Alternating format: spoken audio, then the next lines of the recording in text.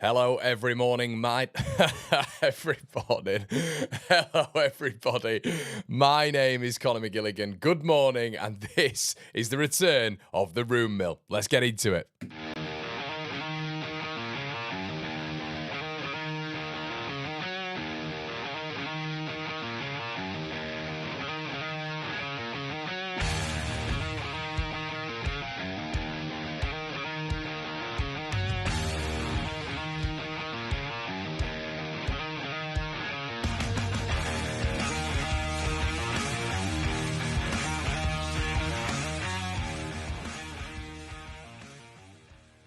This is One Leeds. Welcome back to the latest video. This video, as always, is sponsored by Shop GNO, the Job Match Group, and Match Bingo. Let's get into it. First up, the Job Match Group. Whether you're looking for your next big gig or just browsing, the Job Match Group has niche job sites made just for you. F1, retail, security, and loads more. They're about matching the right person to the right job. Make sure you check them out if you're ready to level up your career. Then we've got Shop GNO, an exciting new e-commerce site where you can grab exclusive deals and discounts. Right now, One Leeds has an affiliate link just below where you can score a 25 quid membership for free, unlocking special rates and benefits. You can even list your own shop on there with way better rates than Amazon, eBay, and Vinted. They've got some Leeds bits and some general bits now and launching soon, plus some great prizes just for signing up. This is all powered by a massive Leeds United fan looking to make waves in the online shopping world. So check them out and support your local. And don't forget our mates at Match Bingo. They're smashing it with footy fun. You can get 5 bingo cards for the price of 4 through One Leeds, and you can even deposit just a £5 at a time to join the action. It's a big chance to win whilst having a blast with your fellow Leeds United friends. Thanks to all of our sponsors. Check the links in the description, and let's get on with the video.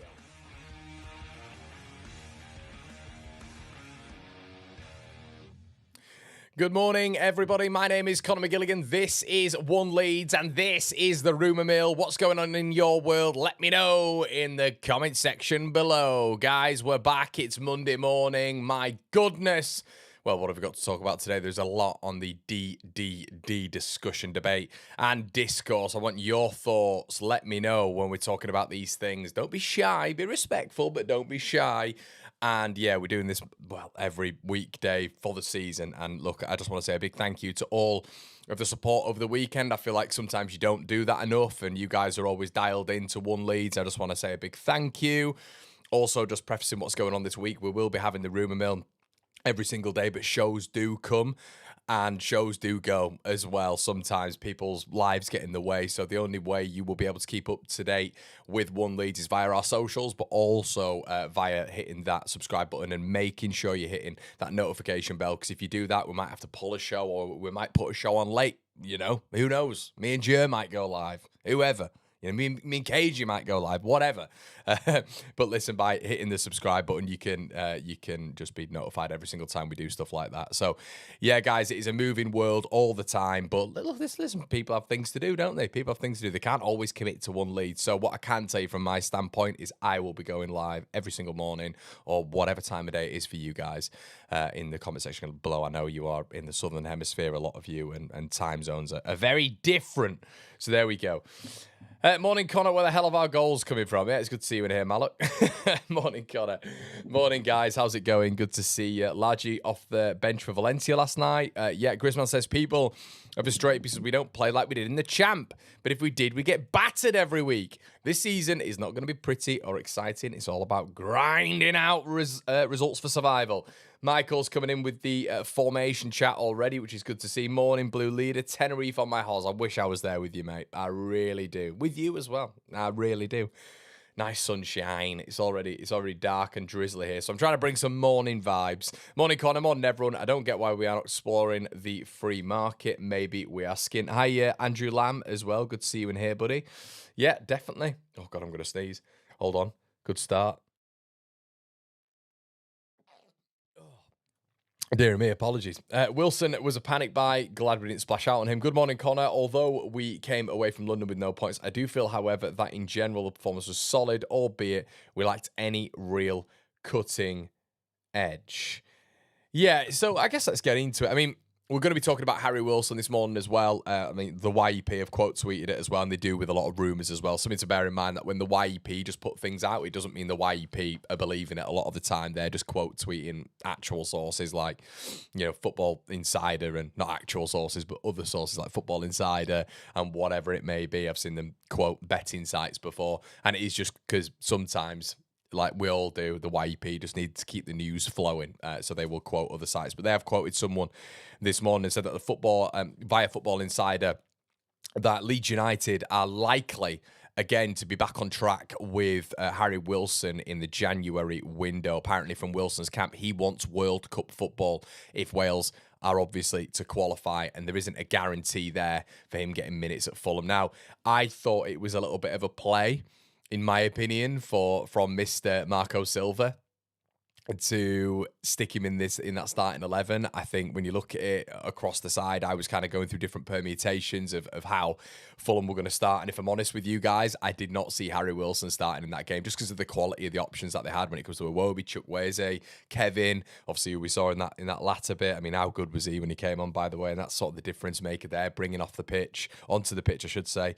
So I don't think Wilson's going to get a lot of minutes. I don't think that's going to happen, to be honest with you. And it does feel like a real open goal for Leeds United. And this report specifically this morning is suggesting that it's likely that Leeds do go back in for him. And it's likely that Harry Wilson's going to be very interested in that move. Now, when you kind of look at Wilson and his preferences, obviously there's the dispute between Leeds United and Fulham in terms of what actually happened. But when you pull it back, when you drag it back and you look at the logistical side of it, it would make sense for Wilson, obviously with his contract expiring, with the fact that he wants minutes in the World Cup, and just generally he wants to play Premier League minutes at the age of 28. He's at that crystallised point in his career now, isn't he? Almost in his prime, if you will.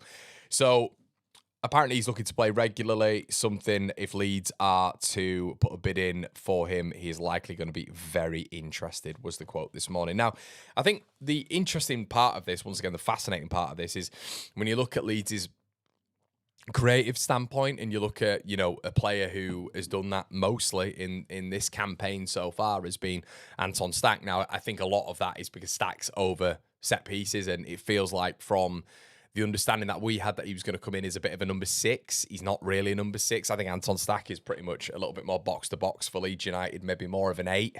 And I think that is showing in his play right now. But the set pieces in particular are just absolutely evident of why he is going to create chances this season. But when you actually look at chance creation throughout this Leeds United squad, it's very meek and mild right now, isn't it? Leeds sit on 1 goal this season, only propped up by Aston Villa in the league, who've got 0. Forest just below Leeds have scored 4 goals. Burnley have scored 4 goals, I believe it is as well. Sunderland have scored 5. So there's goals that need to be scored. We're all very aware of that. But I think the big thing when you're looking at it is chance creation. And someone said to me not long ago, is it much of an upgrade on what we have right now? And I said, well, yeah, it is. You've got someone who can we're going to get onto set pieces at the very end of the video.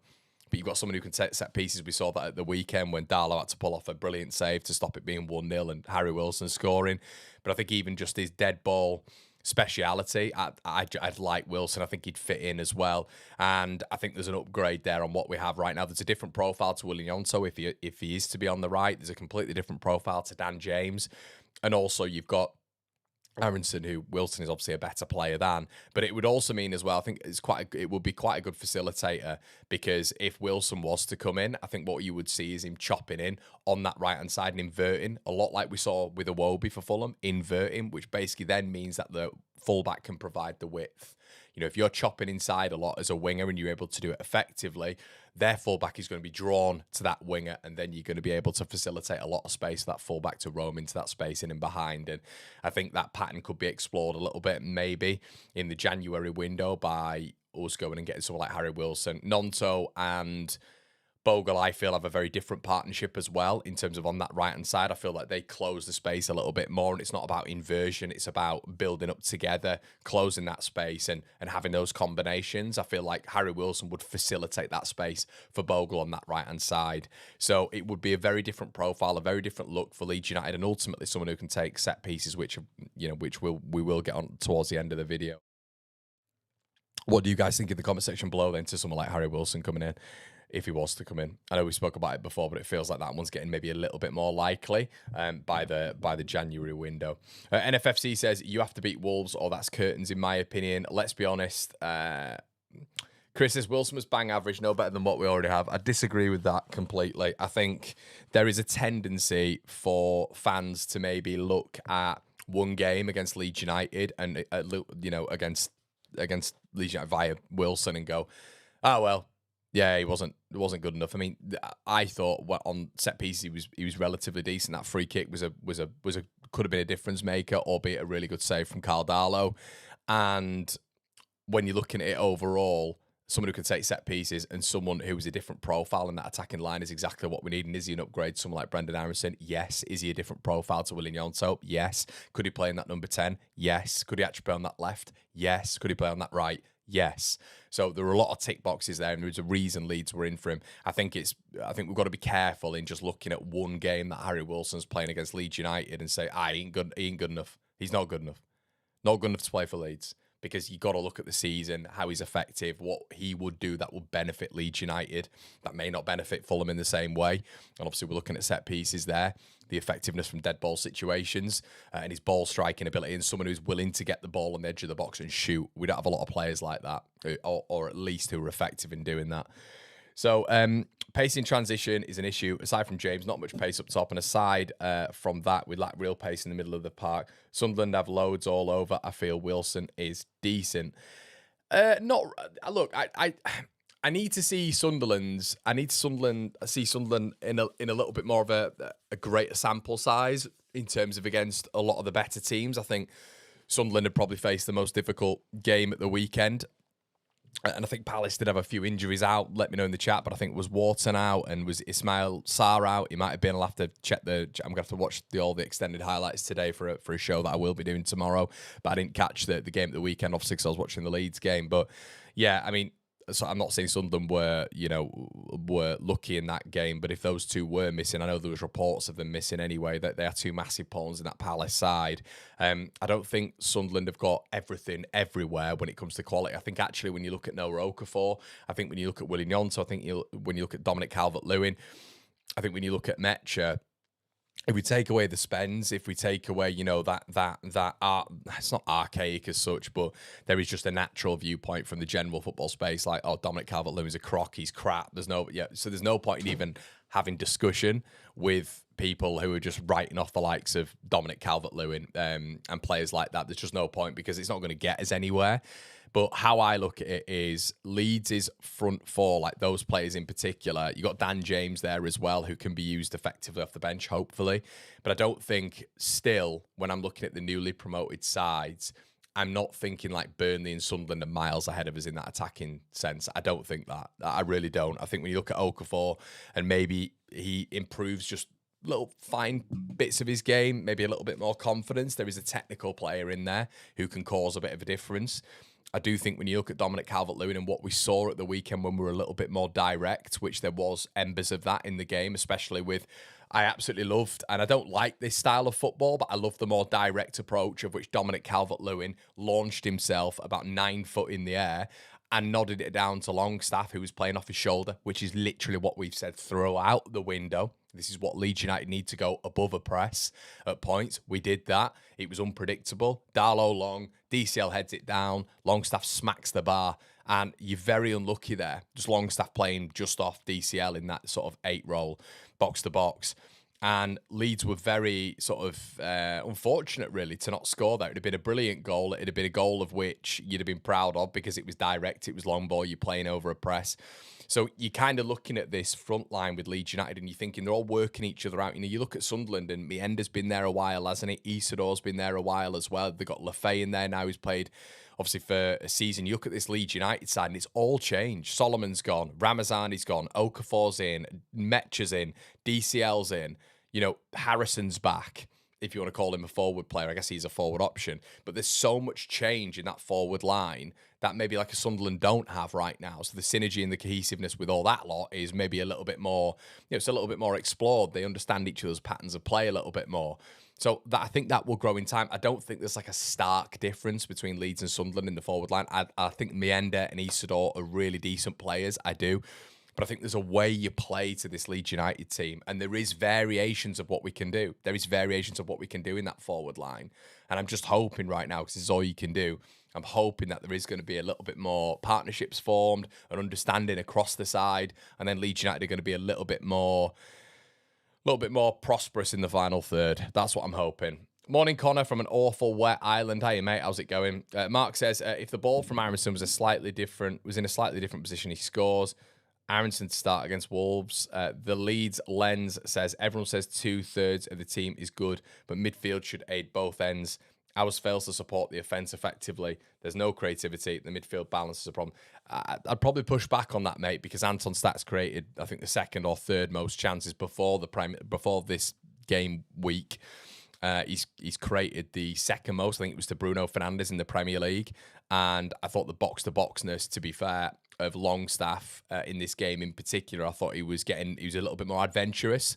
And I think when you saw that ball crack the bar as well, you've seen a Longstaff which could develop a little bit more there. But I think our midfield's decent. I think the midfield's decent. I think Ampadu came in and looked really good. Tanaka's got to come back as well. It is just the space that we maybe have between the attack and the midfield, which is my problem at the minute. And that comes hopefully with time, understanding patterns of play, where to go, where not to go. That's hopefully where it's gonna develop a little bit. Con, apologies if you've put out your opinion already, but do you think Darlow is on par with Perry? Not just considering the Fulham performance, but overall. I really like Darlow. You know, just, I guess, on a personal level, him just coming in and in pressurised moments already for Leeds, he's coming in and putting in some stellar performance. I don't think there was that much pressure in that Sheffield Wednesday game. It was what it was. It killed me off at the time, but, you know, I don't think it was a highly pressured situation. I think last season when Meslier was throwing the ball into his own net, I think him coming in there and being a difference maker and being steady and being good was key. And once again, he's come in at the weekend in a pressurised situation. And, you know, the last performance he had, he made a mistake, didn't he, against Wednesday? But that Fulham, I thought he was brilliant against Fulham. I thought he was brilliant. I thought he was our man of the match. I thought, you know, he made some top saves. I thought his distribution was excellent. You know, his mid-range distribution as well. You know, there's 2 or 3 times where he's getting the ball out from the back and just pinging it into Goodmanson's feet, pinging it into Bogle's feet. And I thought, like I said, the long-term distribution was one of our better chances of the game. He absolutely hoofed the ball up, aimed for DCL on an absolute sixpence. DCL wins it. Longstaff smacks the bar. So Darlow was a massive part of proceedings. You know, that really decent save from Kevin as well, which came at him quick. The one with Harry Wilson as well, which I thought was going into the back of the net. I thought his handling from corners was good. Yeah, I like Darlow. I've always been a big fan of Darlow. So, yeah, I mean, I think with Perry, you kind of have to stick with him because there's going to be an acclimatisation to the Premier League. But, yeah, look, as of right now, from what we've seen, there's not that much between them, is there? But that's because of what we've seen in the Premier League. So, yeah. Morning from sunny Germany. Hey, mate, how's it going? How many of you are in the building this morning? Let's see. How many of you got your coffee on your Monday morning? Yeah, there's about 700 of you. Slap a like on the video. So I wanted to talk about this as well this morning, and it is the fixture list coming into Leeds United's. Well, obviously, yeah, we've got huge games coming up, haven't we? I'll just enlarge this to make it a little bit more focusable. Let's have a look. There we go. Okay, so Fulham beating Leeds United at the weekend puts Leeds into an interesting conversation right now in terms of our next 4. Now, the next 4 for me are really, really big for Leeds. Really big, because obviously you've got Wolves, you've got Bournemouth at home, you've got Spurs at home, but then Burnley as well. And it feels, I don't know about you guys, but you have to get a result, really. You have to get 2 results in the next 4. I think they need to beat Wolves. I do think they need to beat Wolves, especially with how poor they are at the minute. I think they need to get a result there, because I do feel that we'll struggle against Bournemouth and we'll struggle against Spurs. Both home games, but I think those 2 are arguably, you know, maybe even 2 top 5, 6 teams this season. I think Bournemouth look really good so far. Spurs, yeah. I think Spurs under Frank will be very methodical in this game. I think you're probably going to see a very, very high press as well, and Frank will work out how to get the best out of Tottenham against maybe that Leeds' weaknesses. But then you've got Burnley away, and obviously we can see West Ham there. But just talking about the next 4 in particular, I think Leeds need to beat Burnley and they need to beat Wolves. If they can't do that, I think, like right now I'm fine. But I think if they can't beat Wolves and they can't beat Burnley, that's where I'm looking at, and I'm thinking, I think we're in a bit of trouble here. I think we're in a bit of trouble, and you're kind of looking at that now anyway, aren't you? Because you're not, you're not scoring many goals. But if you can't beat Burnley and you can't beat Wolves, which are the ones that you have to target at the beginning of the season, and then you're kind of going into that run, aren't you? Obviously, you got West Ham, but then you got that 6 from November the 1st, which, I mean, you got Brighton, Forest, Villa at home, which, you've got a target as well, I guess. But, Villa, I think, are going to come good at some stage. And then it goes Man City, Chelsea, Liverpool. So you've got to be targeting, these next 5 games in particular, when you look at the block fixtures that Leeds have. I think it's going to, sort of by the 19th of October or the 25th of October, we'll know what this Leeds side is all about. We'll know what this Leeds side is all about and where this Leeds side will finish, in my opinion. Because, are we going to go massive in January? You'd maybe expect one to come in Harry Wilson. You're hoping the synergy builds between the side and we're able to avoid injuries. But nothing drastic is going to change with this Leeds United side now. And we're seeing some of the patterns. We're seeing some of what is going to happen and what's not going to happen. But yeah, I think I'm looking at it right now and thinking these are huge games in our next 4. Hamer in January, please. Wolves tougher than people think. Not easy game at all. Huge games, but winnable. Pat says, I see 11 losses if Farke is not canned. Guitar Hero says, so Leeds for Wolves to get our first win. City away, Chelsea home, and Liverpool home with 3 games on the bounce is diabolical. And what I would say, mate, is Burnley are facing something really similar. They're facing something really similar. I think in the next 4 or 5, they've got some horrendous games, some really poor games.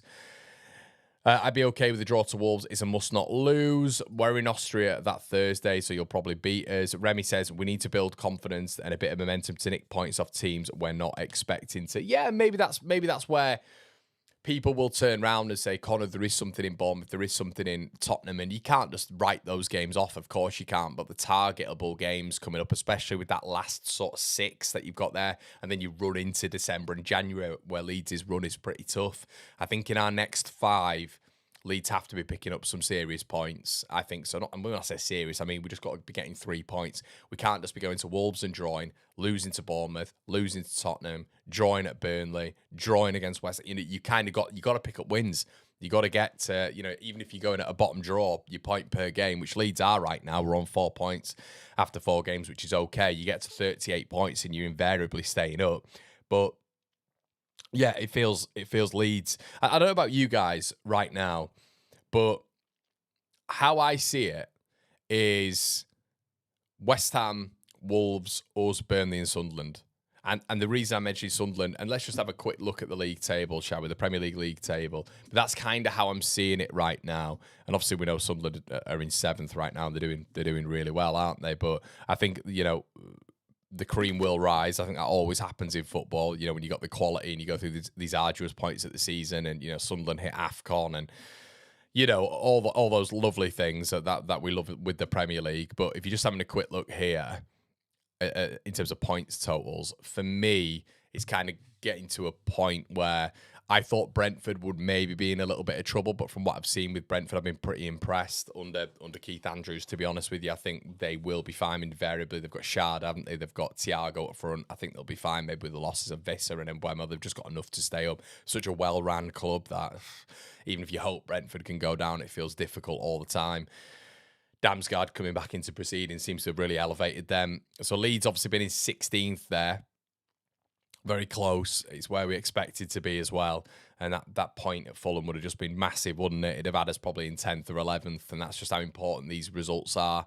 But you're kind of looking at Wolves there on 0 points. Villa on 2 points, I believe it is. Is that right? Yep, 2 points. And you're looking at Wolves with 4 losses, on the bounce there when you're looking at that form table. I just think with Leeds, you have to be looking at Wolves and winning. I think you do.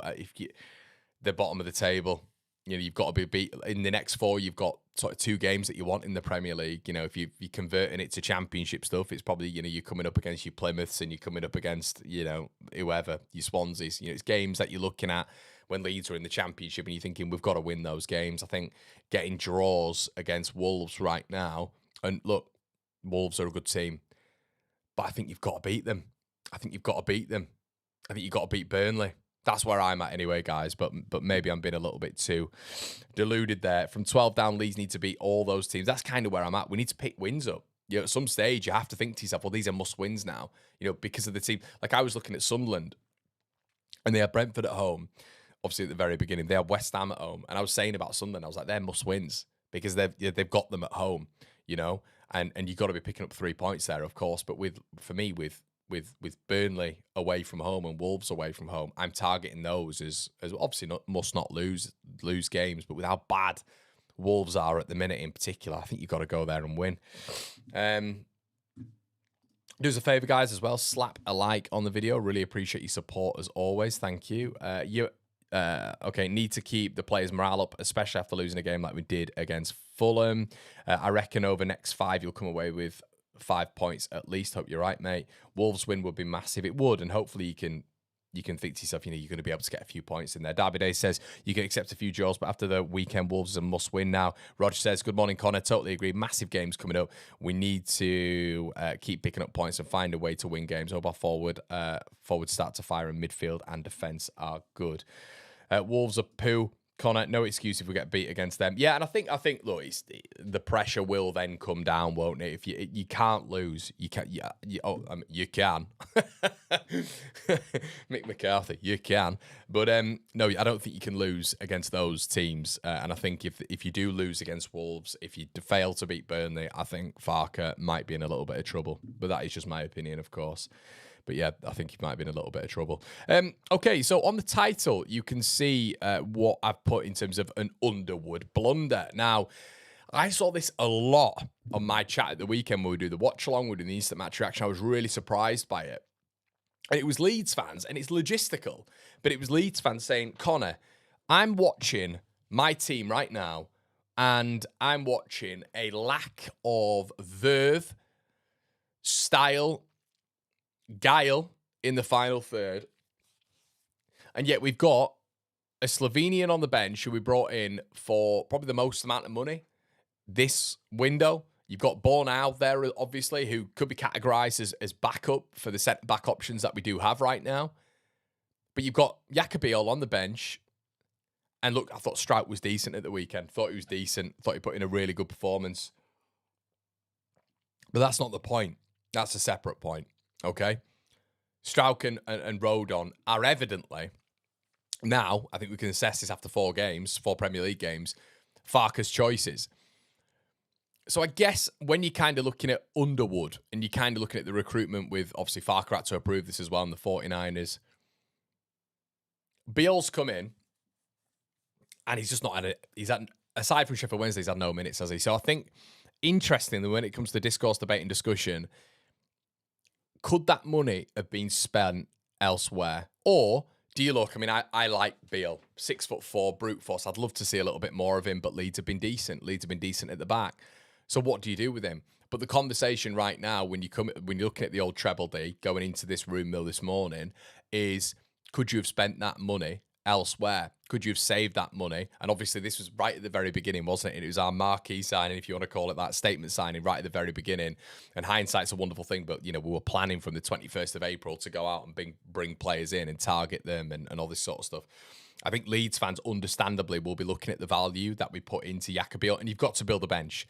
You have to build a bench in football, of course you do. You can't be naive enough to not build a bench and have, 15 to 20 million pound players on the bench. We're not in a scenario right now where you just have lone players on the bench and kids on the bench. It can't be that. You have to have sustenance. But with how tight it was with Leeds United, with what Farke has said before and after the game about retaining players and not wanting to let players go, like Stach and Nonto, etc., then why would you go out and bring Jaka Bijol in if it's so tight, and he's not playing?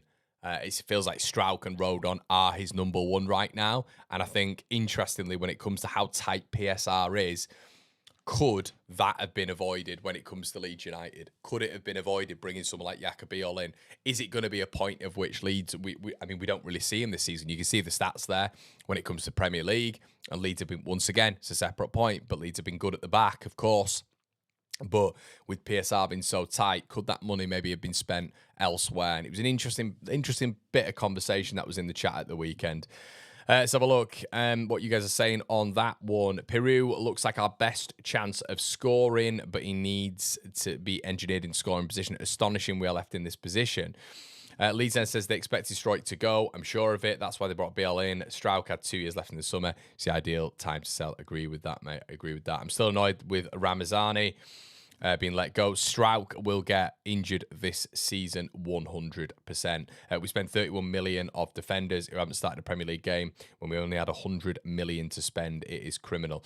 Ross says as well, if we get an injury to Strauch or Rodon, then we're effed. So I think spending money on BL will be good. It's good decision taking full squad and season into consideration. Yeah, exactly. Kanga Blue. It is hindsight. I think really when you're looking at it, it was a bit of a stretch at the weekend, I thought. I mean, if I'm honest with you guys, I really like the signing of Beal. I really, really like the signing of Beal. I think Beal gives you the opportunity maybe to go to a back 3 as well. I think that happens. I think Beal, from what you've seen of him as well, being that box defender, that traditional defender, has worked against the ball a hell of a lot in his career. He's 26. He's got a hell of a lot of games under his belt as well. I think it was a really good signing, and it's just an interesting point of view right now. If you're playing a back 3, he's straight in, isn't he? But we don't play a back 3, we play a back 4. So, yeah, I think he's going to have to be engineered in at some point, or maybe he's not. Maybe he is just a quality backup. Maybe that's what it is. Maybe he's just a quality backup that Leeds have on the bench. And like you said, Stroud gets injured, and it looks extremely likely that, this happens every single season, doesn't it, with Pascal? Touch wood, it doesn't happen, but Jaka will come straight in. And the thing is, with Jaka, you've actually got what you haven't got in other positions. Jaka and Bornau, you've got depth in positions of which we've called for years, but then we get it and we say, well, couldn't we have spent it anywhere else? But the problem is, we didn't sell any players. So you don't sell any players and you don't have that sustenance to go out and buy things that will keep you in that place that you wanted to be all your lives, the Premier League. You want to be up there. And if you're not going to be able to invest in sharp toys that you can put up front and who are going to be able to keep you up, then, people are going to look at likes of Jaka Bijol. They're going to look at players that we've brought in and they're going to say, well, if he's not been utilised, what is the point? What is the point, So, but I do think I'm very much in agreement with you guys. I think you can't want depth consistently and then you get depth and then you're upset about it. But I just thought it was an interesting point to bring up this morning. What happened to the attacking Harrison we saw under Bielsa? Biol, in my opinion, our best defender. Interesting stuff. Okay, let's move on. Yeah, I think Tanaka is now the man who comes in and makes a little bit of a difference. I was talking about at the weekend, actually, the 3 in midfield, and I thought it was brilliant. I thought it was dogged, it was tough. And we said at the very beginning of the season, it wasn't very popular to say so, but there are going to be games, and there should be games, of which Tanaka is not part of proceedings for Leeds United, because it needs to be dogged, it needs to be tough. And I thought it was at the weekend. I thought invariably Leeds won the midfield battle. I thought, anyway, I don't think they were penetrated centrally enough. And I know Fulham don't build up that way. I know they build up out on the flanks. I get that. But I thought we were really strong. I don't think Sanderberg and Lukic really imprinted themselves on the game. I thought Leeds were able to marshal them through that middle very well. I thought going forward, Leeds were good as well in terms of being able to break the lines. I thought there was multiple times where Longstaff, if you're watching the player and not just the ball, Longstaff's asking for the ball in forward positions. He's trying to make these line-breaking runs, and I thought he was unlucky not to get on the end of it. Stach, I don't think was great at the weekend, but that ball carrying is still a big part of his arsenal, isn't it? And we'll see him, create more chances, of which he was second in the Premier League just before this weekend. So, yeah, really important. But then the conversation for me comes back to set pieces. Set piece, and I think there's games that Tanaka comes in. I think games at the weekend, I think Tanaka maybe comes on and makes a difference. But I'm looking at set pieces now. And let me just say something to you guys as well, and how Stuart Dallas mentioned this in a piece that I've read this morning, and I completely agree with what he's saying. Set pieces can act as a game changer. We're talking about having X factor. We're talking about having this, that, and the other. Let me just read. I did a bit of research earlier on just to say how important this was. And one team in particular came to the top of the bill really when it came to set piece goals. Everton in 23-24, bearing in mind this is probably a time I think Harrison will have been there, won't he? They scored 34 goals, I think it was that season. Everton scored 17 set-piece goals. 17 with critical goals from Tarkowski against, I believe it was Brentford and Forest at home. Sheffield United under Chris Wilder, 1920, 14 goals from set pieces. You can go all the way back to West Bromwich Albion, who scored 46% of their goals in the Premier League through set pieces. And I wanted to move on to Anton Stach, who this season so far has had an 85% aerial duel win rate, which puts him basically in the upper echelon at Premier League level. We know he's, 1.92 metres, which is 6'4". You have to get him in the box. You have to. You have to get him in the box, and you have to start working out. So I've got Tanaka on screen right now. You have to work out who is your best ball striker from a dead ball situation. And for me, Al Tanaka is a very crisp striker of the ball. I'm going to put another name into the hat as well, who, if he is playing, I think would be effective. And I think you've seen bits, in all fairness, with him, where out right now, when you're looking at the Leeds United 11, and I used to give him a little bit of stick in terms of him, he shouldn't have been ahead of Rothwell, because I thought Rothwell was a very good and clean ball striker, so I thought he should have been on set pieces. He then was. You saw what happened against Sunderland, etc., where I thought Rothwell was decent when it came to those set pieces. But it's Alai Gruev. Alai Gruev, from a standing position, is actually quite a good ball striker. You know, he's got a crisp left foot. So you look at him potentially being in proceedings when he is playing. Can we get him on set pieces? Can you get Stach in the box? I mean, I'm just looking at Gabby Goodmanson. I'm looking at Gabby Goodmanson, and surely there is a way to get Leeds United. And look, we're speaking, I mean, on the thumbnail, you can see right now, we're going to speak about this guy as well. We're going to speak about Dominic Calvert-Lewin and people talking about Rodrigo Muniz. And I actually don't think, you're watching them and you're not just basing it on one game, of course you're not. But I thought a lot of the direct balls, I mean, Dominic Calvert-Lewin was offside so much in that game, but I don't mind being on the last line of the defence. But I thought some of the aerial duels, the positions he was taking, it was very, very similar to that of Rodrigo Muniz. Muniz was fighting. He was fighting in that game, and I thought he's very good at getting Fulham up the pitch, throwing himself to the floor, winning free kicks. I think he did it for the Wilson one, didn't he? Which Wilson had that strike save. But I think there is a notion that Dominic Calvert-Lewin can be a little bit like Rodrigo Muniz if he gets minutes under his belt. So he's a massive asset when it comes to corners as well in the air. I mean, that jump must have been the highest jump in the Premier League over the weekend. That set up Sean Longstaff. It was brilliant. So you get Stach in the box, Struijk in the box, Rodon in the box, and then obviously you've got likes of Okafor, who's 6 foot tall. Your wingers surely should be options to put the ball in from set pieces. But when you look at that Everton team, 23-24, 17 goals from set pieces. And Stuart, I think, is absolutely bang on the money. It's what we've been saying all season. You're talking about X Factor. We're talking about players winning games. Set pieces are so big. They are those incremental ways of which a team stays up. They have to start working on them more. They have to start working on them more in an attacking sense. They really do, especially with the likes of, the players that we've got within this side. I think we've got good ball strikers, good ball strikers when it comes to, being able to float that ball in, vary, the crispness on the ball. Is it going to be a float, or is it going to be a little bit of a knuckleball approach? Front post, back post. I feel like we've not got a lot of strategy when we're attacking corners. I think at the weekend we look good defending corners, but attacking corners we look blunt, especially with what we have, which tells me that we're not working on it enough in training. So this set piece coach who's come in, great. Once again, we did concede from another set piece, which isn't ideal, but I think overall we were good at defending them. I thought Darlow looked commanding as well, but attacking set pieces, we have to get better.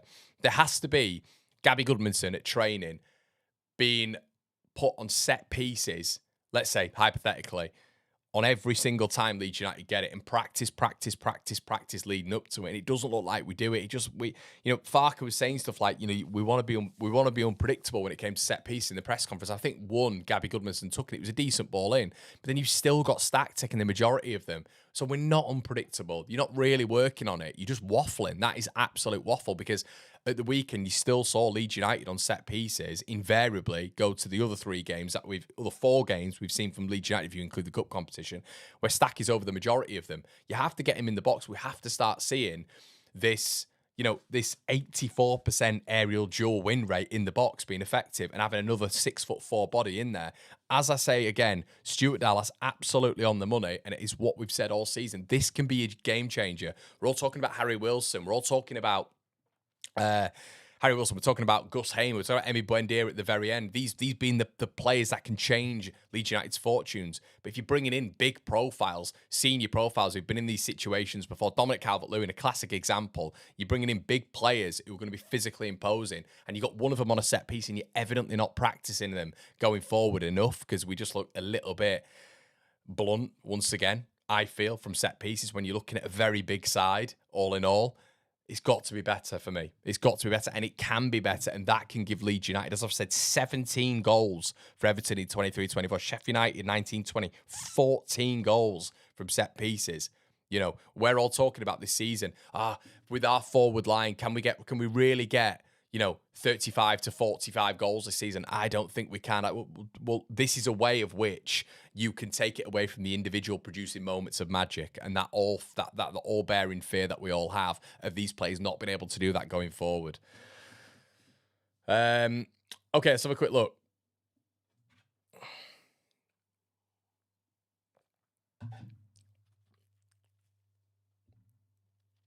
Let's have a look at what you guys are saying there. Connor, I thought Bijol was our marquee signing. Why are we not playing him in the formation? I agree with you, mate. Completely agree with you. We miss Solomon. I don't think we do. Gruev.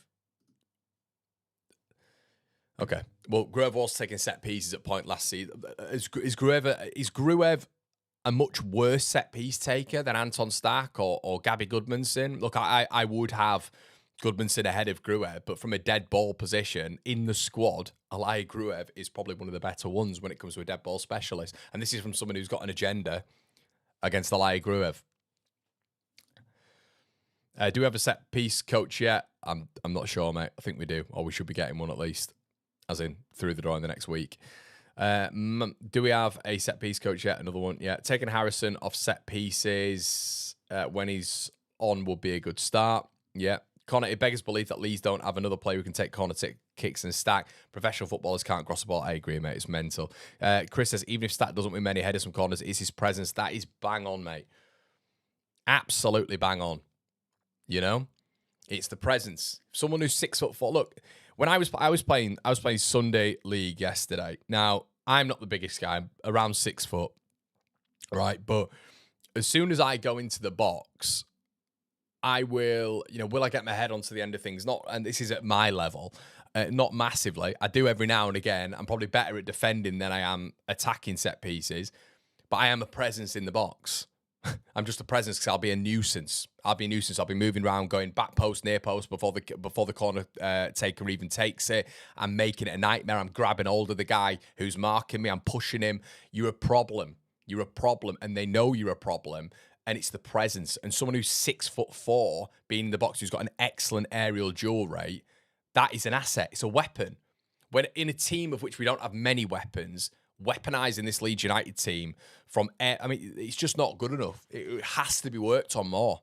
You cannot just rely open play Leeds United scoring every single goal this season. There has to be dead ball manipulation. There has to be, and we're not looking, I don't think we're looking imposing really from these set pieces either. That's got to change with the size of the team and what Leeds have been targeting. What's the point? What's the point in bringing in this physicality and athleticism if from a genuine place of which Leeds United can score goals and utilise these set pieces, we don't take the advantage of it, and now we're looking at just creating chances from open play to keep us up? It's ridiculous. It's absolutely ridiculous. Right, the 49ers have heard enough. Conor McGilligan to Leeds United. Here we go. I don't think so, mate. Cool Media says, we need to flick onto a 4-4. Mate, speaking my language. I wanted to bring this up as well. And obviously it still says Fulham 11. So I'll just knock that off and just put Leeds United. So I think at points, and this is like a taboo, and I don't know why it's a taboo in football anymore. It's archaic. Why would this, during the game against Fulham have been a problem? And there's no point looking, what's happened has happened. But there's people who say stuff like, what realistically can he do? What can Farke do? Well, that's an option. Straight away working on set pieces because we're strong at the back. I thought we were strong in midfield. But I feel like the game, football is cyclical, and I feel it will almost come back to a 4-4-2 standpoint. I think it will, especially with the profile and size of players that are now involved in the game, who are also very technically efficient. You can have a balance in this team at points of a 4-4-2 for me. Leeds United at the weekend were holding on to, it felt like we were doing this anyway. It was 0-0, and then Harrison came on. Leeds effectively it looked like went to a back six at that point. And then obviously they made the changes of bringing Kevin on, and they made the changes of bringing Emile Smith-Rowe, which pushed them up. Leeds United didn't have any presence up front because Metcher was up top, and you had all those bodies defending, and Metcher's completely isolated. So when that ball's going long, he cannot hold it up. He can't fight. And when he does fight and win the ball, and the ball bounces off him, there's no one there to pick up that second ball. So what I was saying at the weekend, and this is on the back of what Cool Media said, is if you get into a point when you're having to defend a lead, I think this would look really good. Even if you want to do this, and I completely understand why people would want to do this, and this is where Longstaff styles make fights. If you want to do that, you can get Tanaka out and put Longstaff in, and then you've got a really effective back six, really, or back seven if you want to put Longstaff and Stach just effectively on the toes of the defender. But you've also got two physical presences up top who, when that ball is played up, you can still have those defensive presences close to your box, and you can still drop a little bit, but you can get out. You can get out. You can get out with Dominic Calvert-Lewin. You can get out with Metcher as well. You've got facilitators in this team who can find those players up top. We've been direct in the game, and you've got two players who can work off each other, who are very similar and are a problem, and are two real fighters when you look at centre forwards, So I think that could be something Leeds United utilise this season. You've got to figure out solutions. It can't just be moan. 49ers fault, blah, blah, blah. We are where we are. We are where we are. And there are ways of which, in-game, Leeds United can vary what they're doing when it comes to a formation standpoint, their style of play standpoint. I'm telling you, the best moment in that game for Leeds United was when we were possession-based for the whole game. It was relatively slow in terms of playing out across the back and into midfield. The best moment of that game is when we went over a press. Darlow, DCL knocks it on. Brilliant winner. Longstaff smacks it, hits the bar. Probably the best moment we had. And it's 3 moments of play there, And you can do that 100% with the 4-4-2 in stages in games, especially when you're defending. And you've got this presence as well on the counter-attack, which because you've got this presence, you've got effectively 4 attackers there. But Okafor and Nonto will defend, of course, but they're not going to push everybody forward if you've got these dangers on the attack. So you effectively are then pushing Fulham back because you're being pragmatic and you're bringing on another attacker, and Silva's going, ooh, hold on a minute, I've got to be careful here. We don't want to lose the game when they're bringing another attacker on, and Nonto or whatever, So there is a way around that. Yeah, okay. Bang, bang, bang. I try a different formation, especially away.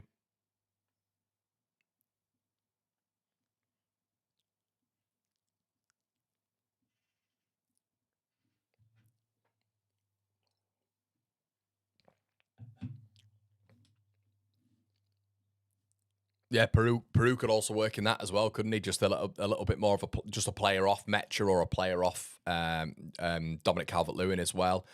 Definitely.